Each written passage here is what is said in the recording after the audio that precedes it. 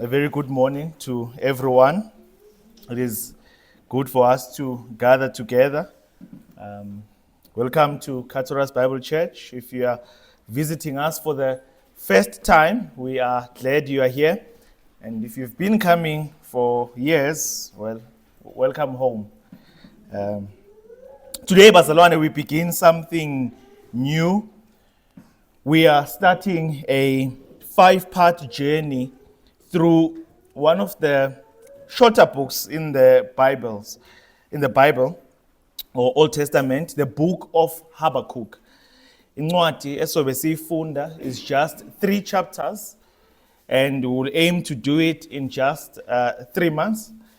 And I believe uNkulunkulu has something to say to us through this ancient prophet that are more relevant than this morning's news headlines. But before we go anywhere, let us pray, bazalwane. Nkulunkulu wethu ongcwele, Father, we come to you now, Nkulunkulu wethu. Siza Nkulunkulu wethu ongcwele nezandla nenhliziyo ezivulekile, Nkulunkulu wethu. We do not fully know what you are going to say to us through this series and through this message today, Nkulunkulu wethu ongcwele, but uyazi wena ufuna ukusho ukuthina enhlizweni zethu, Nkulunkulu wethu ongcwele. And so, Father, we ask that you may quiet our minds, Nkulunkulu wethu ongcwele. Quiet the noise of the week, Nkulunkulu wethu olungileyo. Quiet the things, Lord, that are competing for our attention right now, Nkulunkulu wethu olungileyo. Father, we pray, Nkulunkulu wethu olungileyo, ukuthi ngathi ungangisiza nami to say what only you want to be said, Nkulunkulu wethu ongcwele. Ngingasho okungale kwalokho. Father, I ask that everyone in this room would hear, Lord, what you want them to hear. Not just my words, Nkulunkulu wethu ongcwele, kodwa izwi lakho. Holy Spirit, we pray that you may be the teacher in this place. Open to us your word. We cannot understand izwi lakho ngaphandle kosizo lwakho. So help us. In Jesus' name we pray. Amen.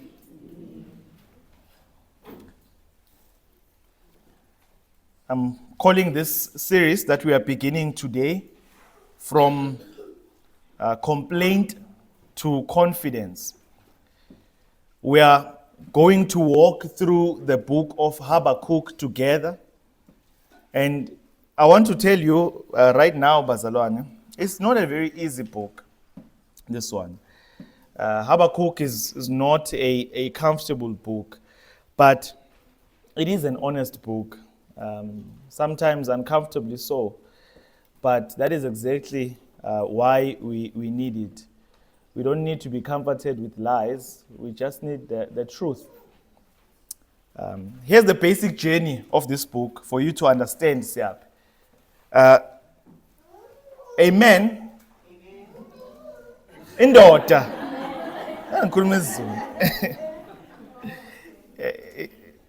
Ngiyamthanda kodwa amen. Amen, a prophet. A prophet looks around his world, and as he's looking around his area la hlala khona, what he sees is injustice, right? He sees violence. He sees wicked people bezenzela umathanda. He sees righteous people suffering, and he does something about it. He takes his complaint straight to God. No, he does not just talk behind emakhoneni ukuthi uNkulunkulu ini. He goes straight to God. He goes before God and says, Lord, what is going on? What is going on? How long? Why, Nkulunkulu? And what happens is that God answers. The answer shocks him. And he goes back to God again. Right? He argues back, noNkulunkulu, and God answers him again. And by the end of the book, the same man who started out complaining and crying out in confusion ends up singing a song of just absolute faith. Absolute faith. Even if everything is stripped away, even if there's nothing left, he says, yet I will rejoice in the Lord. That's the end of the book. And that is the journey we are going on from complaint to confidence. And I believe every single person really in this room can find themselves somewhere in this book. And today in our first sermon, we are going to cover chapter 1, verses 1 to verse 11, the prophet's first cry to God and God's first, you can say, shocking answer. God's first shocking answer. Let us read Habakkuk together. We'll read from verse 1 to verse 11. It reads, the oracle that Habakkuk the prophet saw. O Lord, how long shall I cry for help, and you will not hear, or cry to you violence, and you will not save? Why do you make me see iniquity? And why do you idly look at wrong? Destruction and violence are before me, strife and contention arise. So the law is paralyzed, and justice never goes forth. For the wicked surround the righteous, and so justice goes forth perverted. The Lord's answer: look among the nations and see. Wonder and be astounded. For I am doing a work in your days that you would not believe if told. For behold, I am raising up the Chaldeans, that bitter and hasty nation, who march through the breadth of the earth to seize dwellings not their own. They are dreaded and fearsome. Their justice and dignity go forth from themselves. Their horses are swifter than leopards, more fierce than the evening wolves. Their horsemen press proudly on. Their horsemen come from afar. They fly like an eagle, swift to devour. They all come for violence, all their faces forward. They gather captives like sand. At kings they scoff, and at rulers they laugh. They laugh at every fortress, for they pile up earth and take it.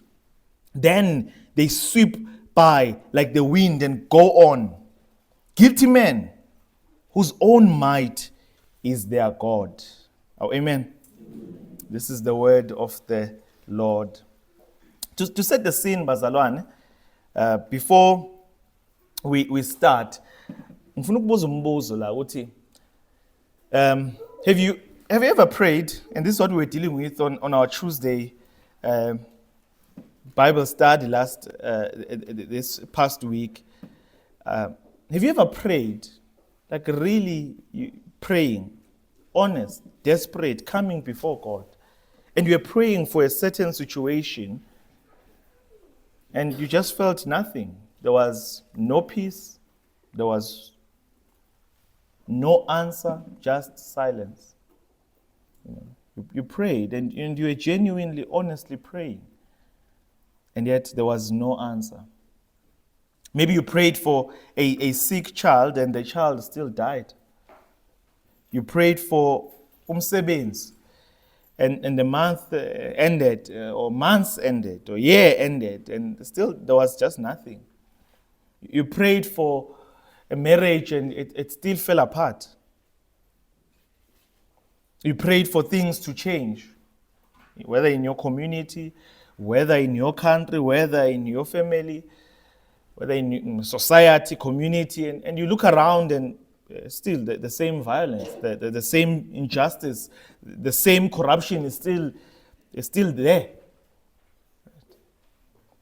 The same people are still suffering, the same wicked people are still winning. And somewhere in the middle of that, a question starts to form in our minds, in Vamis. A question that we might be afraid to say out loud because it feels like we're being a bad Christian. Right? The question is, Lord, if you are really big, if you are really there, why are you so quiet? Right? Are you even listening, or am I just speaking to the walls? Are you listening, Lord, or are we just suffering? And you are just watching us suffer. Heaven feels like it's on do not disturb mode. Mawufonela umuntu on do not disturb mode, ifona iring ngisho ukuring. Bonakala nje nge-miss call, sikhona okwazama ukufona. You know, Habakkuk asked God the question that me and you are afraid to ask out loud. Right? He went to God with those questions. And if that is where you are in your journey right now, even a little bit, then I would say you are in exactly the right place. Because the book of Habakkuk starts in that place. And the interesting part is that God is not offended by the question.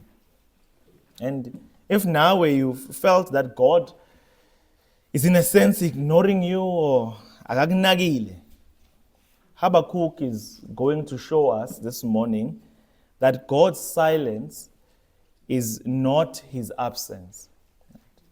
uNkulunkulu has an answer. It might not be the answer that we expect, but it is the answer that our souls need.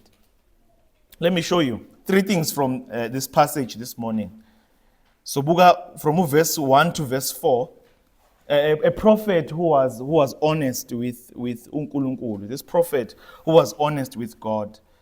And who was Habakkuk? Right? Must not assume that people know who I'm talking about. Well, we do not know very much about the man Habakkuk. What is that he was a prophet somewhere around 600 years before Christ. So, that is 2,600 years ago. Right? He lived in Judah, God's people in the southern kingdom. Uzokhumbula ukuthi after ukubusa ingane kaSolomon waqhekeka isizwe sakwa-Israel, and there were 10 nations ngaphezulu and 2 nations ngezansi, and uJuda uLekhenjana Habakkuk wayephila kule sizwe singezansi esasibizwa ngoJuda, so in the southern kingdom. Mongayibuka emephini namhlanje kuzoba ilapha ngako West Bank, but le south even of the modern Israel. He lived during one of the worst periods of their history. Right? The king at the time was a man called uJehoiakim, inkosi yakhona. And if you just want to know what kind of man uJehoiakim was, the Bible tells us he was so ruthless. He killed a prophet. He cut up the scroll of Jeremiah with a knife and he threw it in the fire. Right? He taxed his people heavily just to buy luxuries for himself while they suffered. The commentaries tell us that he is described as a man who built his house by injustice and his upper rooms by wrong. That was the king that they lived under. Sisesonke bazalwane. Akusali umuntu la. Awusala ngithi na. Usenami? Nakho. So picture the scene, right? There's corruption at the top. In the streets, there's violence, right? The law, the courts, the system that was supposed to protect the weak, all of it is twisted, it's broken. The wicked seem to be winning, the righteous are losing. And into that situation, Habakkuk comes before God. Right?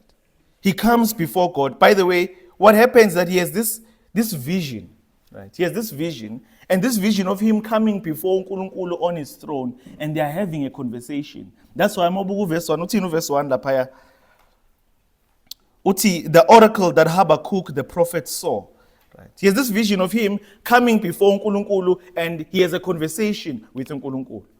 And what we get is that conversation, is that dialogue, bits of that dialogue, right? He comes before God not to preach at the people, not to deliver a sermon. He goes before uNkulunkulu on behalf of the people. He is not speaking to the people for uNkulunkulu as other prophets would do. He is speaking to God for the people. Right? Habakkuk had a vision. Right? Which he was allowed to dialogue noNkulunkulu about just the struggles and the perplexities of this life. Right? Izinto ezazimxakile angazi ukuthi zizokwenziwa njani lezi zinto. And what he says is this, book of verse 2. Oh Lord, how long shall I cry for help and you will not hear? Or cry to you violence and you will not save? Ufuna ubone the honesty of this man's complaints, right? There are three things I want you to notice about how Habakkuk prays here. Right? First thing is that he still goes to God. He still goes to God. Kumbula, this man is confused. This man is frustrated. He's angry, right, at what he's seeing and how long it's been happening. But what does he do? He takes it to God. He does not walk away. He does not decide, God is not real. He goes to God and he argues with God. And that is real faith, bazalwane. You don't argue with someone that you have stopped believing in. Right? The moment Habakkuk opens his mouth to God is the moment he declares, right? Even in his frustration, that I still believe, Nkulunkulu, you are there. He can understand why izinto zinje, but I still believe you are there. I still believe that you can do something about this. That's why he still goes to God. It's because he still believes, Nkulunkulu, you can still do something about this. Usually say that umuntu mayesakukhuza, right? It's because usabelieve ukuthi usangashintsha. Noma athi ukukhuza kangakanani. It's because usakholwa ukuthi usangashintsha. The moment umuntu akholwa ukuthi angeke usashintsha, a lost cause, is the moment ethula. Because he believes ayikho into esangaphinde yenzeke. And it's because he still believes that uNkulunkulu can do something about this situation. And that's why he still goes to God. The second thing is that he is specific about what he sees. He's specific about what he sees. He names it. We are a namer. It's violence, right? It's iniquity. It's destruction. It's strife. And he says the law is paralyzed. Right? He names the evil that he is looking at. Book verse 3, verse 4. Upile up amagama awu-6 on top of each other. Ukuchaza nje how broken his world is. Iniquity, wrong, destruction, violence, strife, contention. He's not sugarcoating anything. He's telling uNkulunkulu exactly what he sees. And I was reading in a commentary and it showed a very interesting thing. This word, eBhayibhelini lakhe translated paralyzed, lapha verse 4. The law is paralyzed. Literally means numbed. Numb. Right? Like a hand that has lost feeling. It has lost all feeling.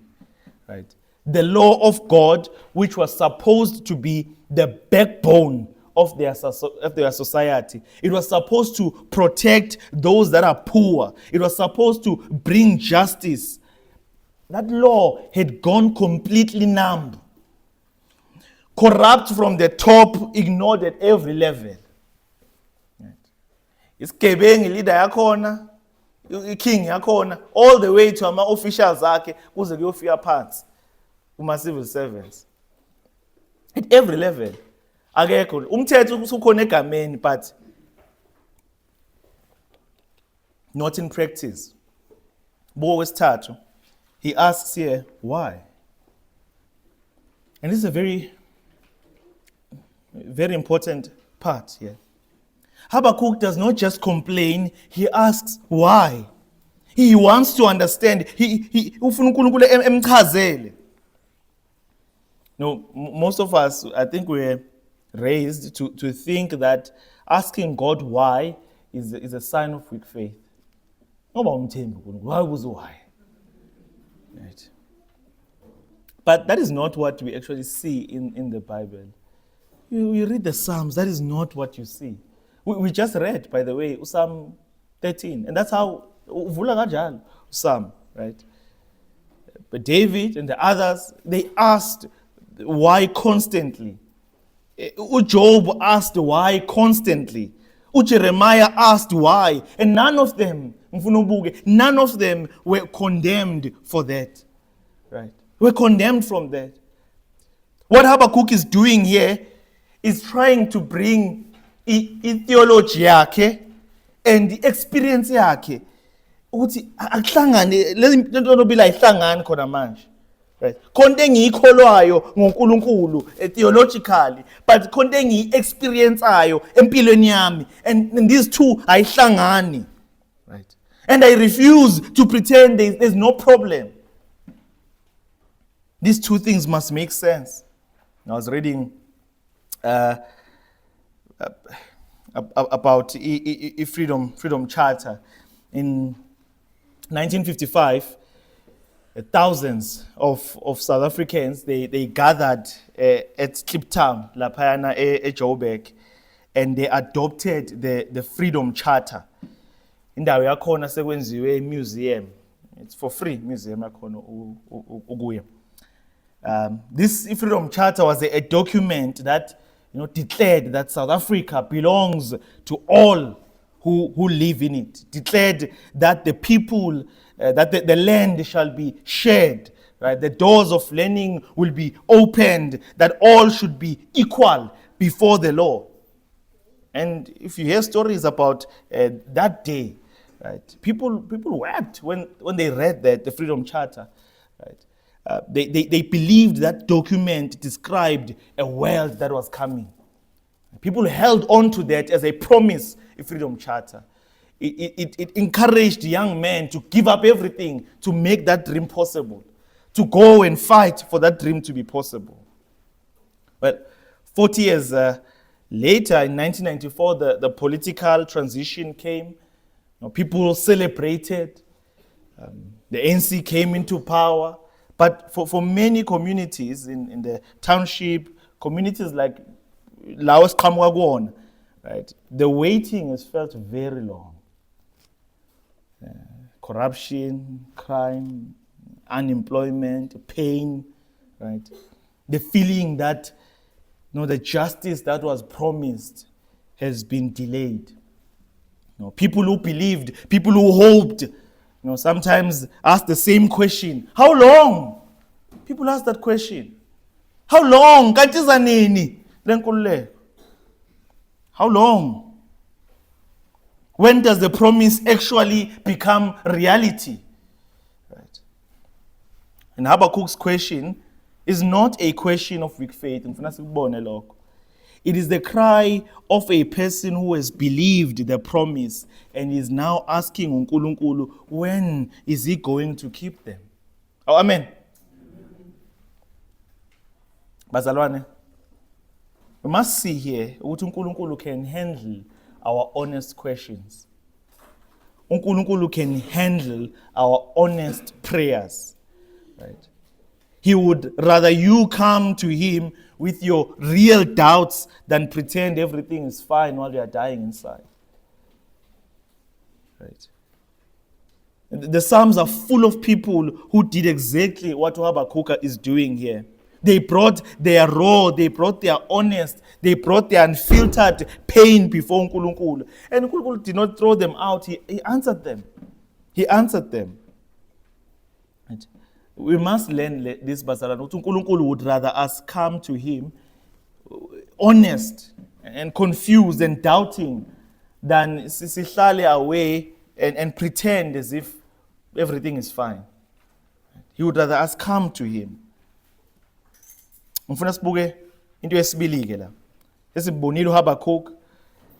And ngifuna sibone manje uNkulunkulu who was not silent, right? uNkulunkulu who was not silent. No, we move now from cry kaHabakkuk here. Ngifuna sibone impendulo kaNkulunkulu. For a long time, uHabakkuk felt like he was shouting into an empty space. But uNkulunkulu was not absent. When uNkulunkulu finally speaks, the first word out of his mouth is a command to shift perspective. What's the first word lapha ku verse 5? Look. Look. Right. In other words, Habakkuk, your problem is not that I'm not answering. Your problem is that you are not looking in the right direction. You have been staring at your own world and asking, why am I not moving? Right? You have been staring at the corruption in your own backyard, but I'm moving pieces on a global chessboard. Look out there.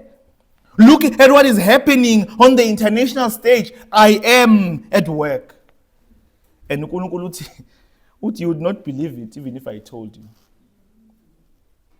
Even if I told you what I'm doing, you would not believe it. Look among the nations and see. Wonder and be astounded. For I'm doing a work in your days that you would not believe if told. For behold, I am raising up the Chaldeans, that bitter and hasty nation. Now I want you to think, Bazalwane, about this very carefully, right? Habakkuk has prayed, Lord, there is wickedness in Judah. There is injustice. The wicked are winning. Wickedness is winning. When are you going to do something about it? And God says, I am going to send the Chaldeans. Chaldeans are the Babylonians. Now, this is where it's important then to unpack right? The identity of these people. Right? To understand why this answer was so shocking to him, right? We must understand who these people were. Right? The Chaldeans were an empire, right? An empire located in southern Mesopotamia, right? What we know today, if it was what we know today is the southern part of Iraq, southern part. That's where they were located. They were the Neo-Babylonian Empire, the undisputed geopolitical superpower. In the 7th century, 600 BC, so 2,600 years ago again. Right? After the fall of Assyria, especially, right? They were a crushing machine. Right, like the Roman Empire or the great military powers of our own century. Right? Their entire culture was built on military dominance. Right? Military dominance and expanding. Right? They maintained global control through superior force. Right? And a bitter and hasty temperament, as uNkulunkulu esho. Right? Look at the description uNkulunkulu gives of them in verse 6 to verse 11. He says, their horses are swifter than leopards. They are more fierce than evening wolves. They come for violence. Uthi, they laugh and scoff at kings. Right? They scoff.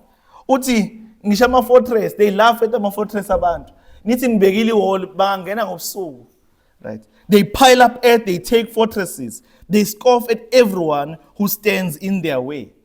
Uthi, they gather captives like sand. Ngathi umhlabathi mabe wola abantu. Meaning without number, without mercy. Right? These are not people you want coming to fix your problem. Fix your problem. These are the problem.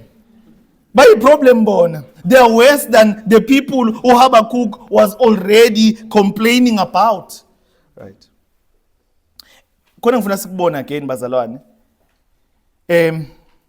When uNkulunkulu is describing their horses here swifter than leopards, their horsemen as fierce as evening wolves, he's not saying these people were just, they are just born evil, or that their descendants today, they are cursed or evil people.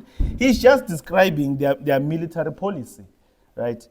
And the terrifying efficiency, right, of that specific ancient regime, right? And God says, I'm raising them up. God says, I'm raising them up. You see now, Habakkuk wanted to know the whys. He wanted to know ukuthi uNkulunkulu wenzani. And God's answer to Habakkuk's prayer was not what he expected. And it will not always be what we expect as well, Bazalwane. We must learn that. Habakkuk had prayed, Lord, there is violence in Judah. When will you fix it? And God's answer is that I'm raising up a nation that is even more violent to come and deal with you. The answer feels like God is making things worse. It feels like God is making things worse. Right? We want a revival. That's what he's saying, right? We want a revival, Nkulunkulu. I'm sending a revolution. We want a gentle correction. Nkulunkulu, I'm sending a bitter and hasty nation. Right? Look closely at verse 11 though. Konke ngifuna siyibone lapha verse 11. uNkulunkulu calls them guilty men whose might is their God. Do you see that? Guilty men whose might is their God. And kubaleka kakhulu ke lokho sikubona. God was not on the side of the Chaldeans' character. Ngoba kwenzeka yonke lento. God was not on the Chaldeans' side. He used them as a tool, right? But he also recognized their own sin, right? He was not endorsing their violence, uNkulunkulu. He was not endorsing it. He was not commending their violence. Akayishayeli izandla violence yabo. He was just exercising his sovereignty yakhe over it. Bona bayitshela nje bazenzela into yabo, but uNkulunkulu khonto ayenzayo ngale kwama plans abo. And this is where, Bazalwane, then, we must bridge the gap to our own world in 2026. Right? Not when we hear about izinto ezenzakalayo, we hear about the Iranian war, we see global powers posturing for control. Right? We often react with the same panic that Habakkuk felt. We want to know whose side is God on. Whose side labani uNkulunkulu? Right? Abanye bathi uNkulunkulu sesayidini lethu. But Habakkuk 1, what it teaches us is that uNkulunkulu is not a puppet of any nation's foreign policy. Right? He's not a puppet of any nation's foreign policy. uNkulunkulu is the king of history. Right? And here's what the text is doing. God is saying to Habakkuk, I am in control. Not just of the comfortable things, not just of the blessings and answered prayers you enjoy. I am in control of the empires, right? Of the empires, of the superpowers. I'm in control of history. I raise up nations and I bring them down. I am working even when the way I'm working is completely beyond your understanding. I'm working. One of the commentaries I read put it this way. It said, God is at work in a world that only considers that humans are at work. God works. God works alongside the men at work, right? God works alongside the men at work's signs stands another important sign that uNkulunkulu is at work. Uyawazi lawo ma-sign lawo avela emgwaqeni whenever there is uthi uyadlula highway and section where they are upgrading the road, they are fixing the road. You will see those signs that caution men at work. God is saying to Habakkuk, I have my own sign up. And my work is bigger than anything you can see from where you are standing. Habakkuk wanted uNkulunkulu to fix the problem the way Habakkuk thought the problem should be fixed. Right? But uNkulunkulu is telling him, I have a bigger plan. I have a bigger plan. And part of that bigger plan involves something Habakkuk could not have imagined. Right? God's plan involved a purifying judgment that would eventually leave a preserved remnant and a greater glory in the end. angayicabanga nokuyicabanga uHabakkuk. Illustration of this, we can find a good one from Genesis. Think of the story of Joseph in the book of Genesis, bazalwane. Joseph was, we see this young man who has dreams, right? Who has dreams of God's favor, right? But how did uNkulunkulu answer those dreams, I ask you? How did uNkulunkulu answer those dreams? He allowed Joseph's brothers to become bitter and hasty towards him, right? He allowed them to throw Joseph into a pit and sell him into slavery, right? Then uNkulunkulu allowed a pagan, a foreign empire, Egypt, to imprison him for years for a crime he did not commit. To Joseph, it must have looked like uNkulunkulu was silent. It must have looked like, ayikho ke lento le, right? It must have looked like that. It must have looked like the wicked were winning, right? The Chaldeans of Egypt were in total control. He probably asked, God, why are you even listening? Joseph could have walked away. He could have decided God was absent, or that he had favorites, as people usually say nowadays. He could have thought that. Kuthi awubuke abafowethu baphila kahle ekhaya le nabazali. Mina ngikuphi? Ejele. What did I do wrong? Ngenzeni? But decades later, when if famine struck the whole world, kwaba nendlala emhlabeni, Joseph realized that uNkulunkulu had used the kidnapping, uNkulunkulu had used the slavery, uNkulunkulu had used the foreign prison, right, as a shocking answer to save his own family. To save his own family. God used the fierce power of Egypt to provide for his people.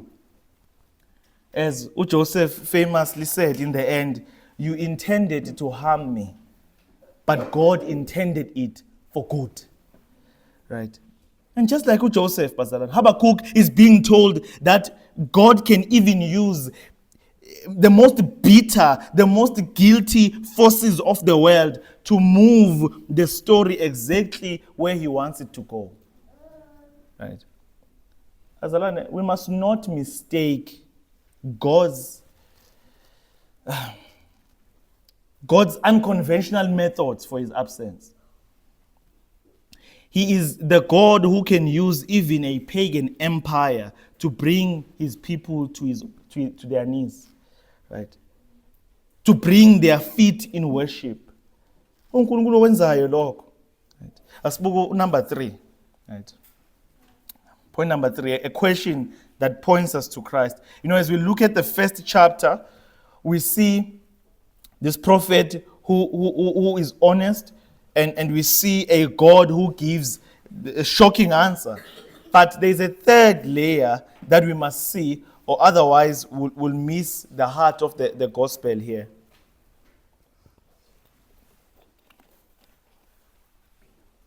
I want us to see that, his struggles with Habakkuk was not just an ancient story. It is a story that points us directly to the cross of Jesus Christ. Right? Again, I want you to think about this tension Habakkuk is feeling. Right? Think about it. He's watching the wicked surround the righteous. Right? Habakkuk is watching a guilty nation being raised up to discipline a people who should have known better. Right? He's wrestling with the fact that a holy God is using a messy and violent world to achieve his ends. He's wrestling with that. Right? He's wrestling with it in his own mind. Now, I want to take you now from the streets of Jerusalem, right? In 600 BC, right? See to a hill now that is outside of Jerusalem, right? In 30 or 33 AD.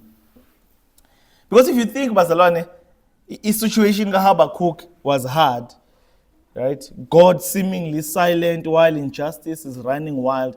I want you to imagine now this hill that is outside of Jerusalem called Golgotha, right? A man is nailed to a piece of wood, right?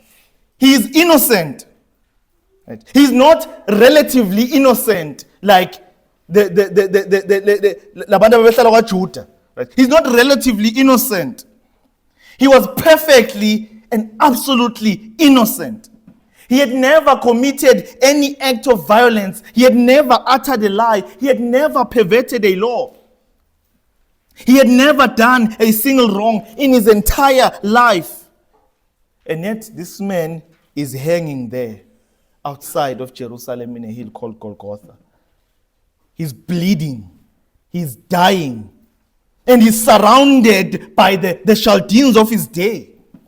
The corrupt religious leaders, the ruthless Roman Empire, and the mocking crowds. He has been abandoned by his own friends. He has been executed by a corrupt government.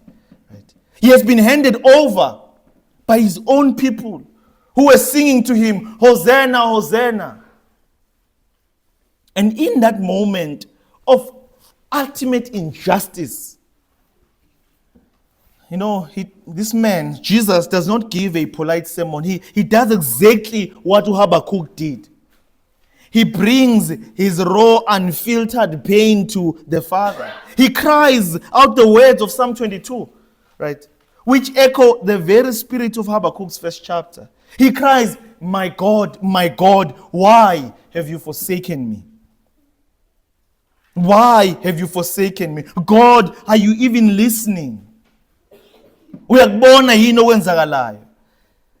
That is the question the Son of God asked from the darkness. Right? I think, Bazalan, this is why we can trust uNkulunkulu with imbuzo yethu. We are not going to a God who is looking down at us from a high balcony somewhere distant and untouched. Masiya uNkulunkulu asiqonde ukuthi siya kuNkulunkulu who himself in human flesh felt what it was like to cry into a silent sky. He knows the how long from the inside. He knows injustice. uNkulunkulu uyayazi injustice. Lento esihlala sikhuluma ngayo unfairness, uNkulunkulu uyayazi. But here's the glory of it. Just as uNkulunkulu told Habakkuk, he was doing a work that you would not believe if told. The Father was doing a work that Friday no one could have imagined. No one could have imagined. To the disciples, it looked like the Chaldeans had won. That's why they ran away. Basuka nje bahamba. Peter ngisho babuzwa izingane ukuthi hey wena ngathi ngibonile la umuntu bathi zange ungibone. It looked like the Chaldeans had won. It looked like the violence, the death had the final word. But the silence of the Father on Good Friday was not the end. The answer came on the third day. Right? The answer was not to rescue from the cross. Probably that's the answer. That's the answer we'd expect. Jesus being rescued from the cross. But that was not the answer given. The answer given was resurrection from the grave. Amen. God used the most bitter and hasty act of human evil, the murder of his own son, to accomplish the greatest act of divine mercy, right? The salvation of the world. Bazalwane, the cross is phambano must be our proof that uNkulunkulu is at work even when he's silent. Phambano must always be our proof. It is your proof that the bitter and the hasty things of this life, they do not have the final say. Evil does not have the final say. uNkulunkulu is working in ways esingaziboniyo. Right? And the cross is proof that even the most devastating situation you can ever imagine is not the end of the story. It's not the end of the story. Amen. But no, we cannot live here just thinking. I don't want us to live here thinking this was just a history lesson about ancient empires. If Habakkuk is true, and it is true, it changes how you wake up tomorrow morning. It must change how we wake up tomorrow morning. It must change how we live the next week. It must change. First, right, we must bring our honest questions to God. Into emele siyifunde from Habakkuk le. We must stop pretending, everything is fine in life when it is not. We must learn to bring our whys to uNkulunkulu. Habakkuk went to God with his honest confusion. And uNkulunkulu did not reject him. uNkulunkulu answered him. uNkulunkulu answered him. God, I'm angry. God, how long? That is real prayer, bazalwane. And it's real prayer that we not only sing or Habakkuk, we see it throughout the Bible. Throughout the Bible, we see that. We see that. We see people praying real prayers. That is faith in action. When you bring your why to uNkulunkulu, awumpush uNkulunkulu away. You are inviting him into your pain. Right? Naku okwesibili ngifuna sikubone. Okwesibili, we must develop a watchtower vision. Ngichaza ngisho siba ama watchtower. A watchtower vision. So ibona kahle in chapter 2. In chapter 2, we will see uHabakkuk saying, lapha chapter 2, I will take my stand at my watch post. At my watch post. Lapha yaphezulu. I-tower phela into umbhoshongo ngithi omude yaphezulu. A watchtower zikhona endaweni eziningi. Mawabona i-fire station, okama fire station ane watchtower where bayaphezulu khona bebuka okwenzakalayo. Makukhona indle eshayo lokushini bayakwazi ukuyibona from phezulu. Uthi nansi indle eshayo lapha sebayazi direction. Right? Basuke beshone khona. And I'm saying we must develop the watchtower vision. Habakkuk decided to wait for God's answer. In our chapter today, uNkulunkulu told Habakkuk, look among the nations. Right? His activity is bigger than our little view of things. Right? And when you are stuck, bazalwane, in your situation and you cannot see what uNkulunkulu is doing, nathi into esidinga is to look, just like he told Habakkuk. Look up, look around. Right? Ask uNkulunkulu to open your eyes to the bigger picture. He may be moving uNkulunkulu in a way that you did not think to look out for. The challenge is a challenge for us. When you see things in the news, you see the wars, you see the Iranian conflicts, the local corruption, don't just scroll through Facebook and get angry. Right? Use the news as a prayer list. Ask, right? Lord, I probably would not believe even if you told me what you were doing through the situation. But I trust that you are moving. Open my eyes to see your work among the nations. Open my eyes to see your work among the nations. Stop looking at the world through the lens of fear and start looking through it through the lens of God's sovereignty. Asazi ukuthi uNkulunkulu is sovereign over the nations. uNkulunkulu is sovereign over President Ramaphosa. He is sovereign over President Trump, over President Putin, over Xi Jinping. He's sovereign over all these presidents and their nations. He's sovereign. And while they are doing their work, uNkulunkulu is sovereign over that work they are doing. Naye uNkulunkulu wenza wakhe. That would not believe, even if we were told. Amen. Amen. Wesithathu, trust the hidden hand. Right? Remember the illustration of Joseph, right? The Chaldeans of your life would say, the people who commit injustice against you, the people who hate you, the systems that fail you, the bitter and hasty seasons of your own life. Trust that they are not in control. uNkulunkulu is above even lezi zinto ezenzeka empilweni yakho. Lezi zinto ezi-unfair, lezi zinto ezi-unjust ezenzeka empilweni yakho, uNkulunkulu is above them. Yes, ziyenzeka. Kodwa uNkulunkulu uthi azikho in control. Khona yena into ayenzayo above those circumstances. Above those circumstances. uNkulunkulu was above the circumstances ebenzeka in Joseph's life. Were they guilty or put back? They were guilty, right? Were they guilty abantu abamfaka ejele? They were guilty. Potiphar, his wife, was she guilty? She was guilty. But uNkulunkulu, even though they were at work labantu, kwakhona yena into ayenza above lezi zinto bona abazenzayo. Just like the Chaldeans. Bona bayibonela nje isizwe esincane laphana abazosihlakaza nje. Yabo. I'm sure babeyiplanela beyihlelele ematafuleni babo bathi siwatheka lesizwe sakwa-Israel sakwaJuda laphaya. But uNkulunkulu was at work purifying his own people through their actions. The challenge, bazalwane, identifying those Chaldeans in our own lives, right? Those Babylonians in our own lives.